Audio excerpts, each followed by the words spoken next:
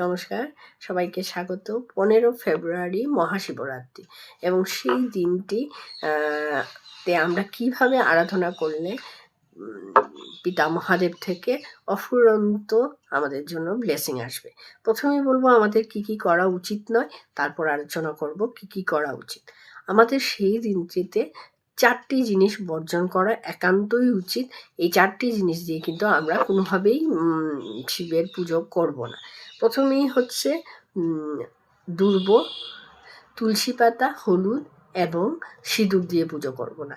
সিঁদুর যদি দিতে হয় তাহলে গৌরী পিঠে দেওয়া উচিত। নেক্সট হচ্ছে যে তুলসী পাতা এবং হলুদ আমাদের লক্ষ্মীনারায়ণের পুজোতে লাগে এবং দুর্ব দিয়ে কিন্তু আমরা গণেশ ঠাকুরের আরাধনা পুজো করি। নেক্সট হচ্ছে যে 4টি প্রহরের পুজো যদি আমরা শিবরাত্রিতে করতে পারি তাহলে কিন্তু আমাদের জীবনে অনেক সুখ স্বাচ্ছন্দ্য চলে আসে। যদি আমরা 4টি ফলো করতে না পারি তাহলে অ্যাটলিস্ট 2টোও কিন্তু ফলো করা উচিত। সেখানে টাইমগুলো বলছি, নোট ডাউন করে নিন। 6টা 11 থেকে 9টা 35, সন্ধ্যাবেলার যে 6টা 11 থেকে। নেক্সট এটা হচ্ছে ফার্স্ট প্রহরের পুজো, দুধ দিয়ে পুজো করতে হবে। 9টা 35 থেকে 12টা 35 সেটা হচ্ছে সেকেন্ড প্রহরের পুজো, সেখানে দই দিয়ে পুজো করতে হবে। থার্ড হচ্ছে 12টা 35 থেকে 3টে 47 সেখানে ঘি দিয়ে পুজো। অ্যান্ড 3টে 47 থেকে 6টা 59 অবধি চতুর্থ প্রহরের পুজো, তখন কিন্তু আমাদের মধু দিয়ে পুজো করতে হবে।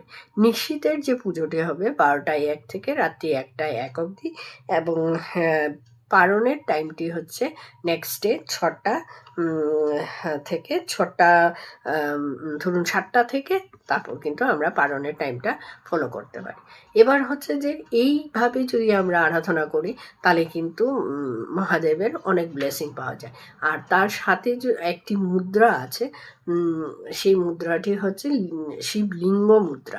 তো সেই মুদ্রা দিয়েও কিন্তু আমরা পুজোর সময় ওনার সামনে সেভাবে মুদ্রাটা ওনার সামনে দেখাতে পারি এবং সাথে পুজো করতে পারি। যদি মুদ্রাটি আপনারা প্রয়োগ করতে চান তাহলে আমাকে জানান। আমি শুধু মুদ্রাটা করে দেখাচ্ছি, কারণ একটু ডিফিকাল্ট লাগতে পারে আপনাদের কাছে, বাট এটা যদি করা হয় তাহলে কিন্তু শিব দুর্গা বা মহাদেবের অনেক ব্লেসিং আমাদের লাইফে চলে আসে।